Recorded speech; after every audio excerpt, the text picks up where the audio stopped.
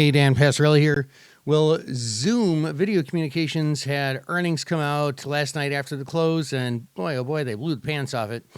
And that stock took off, had quite a big range today. Hopefully, our total earnings domination traders did all right with that. If you traded it, so it looks like you might have had an opportunity to get out. But otherwise, for everyone else, that is a stock that really took off on high volume. And the real key here is that it closed above the 50-day moving average, which tends to be a strong side of support or resistance.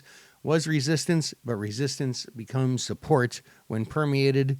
So now it's support.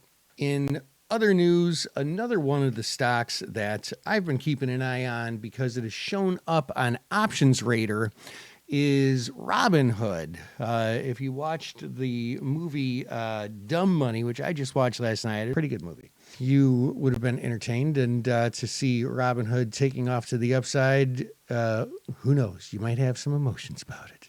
But either way, that one has been lighting up Options Radar. We've seen high volume going into this move. And when you see high volume in the stocks, as well as the options, we could get some further momentum. Hope that helps. This is Dan Passarelli, Trade Smart.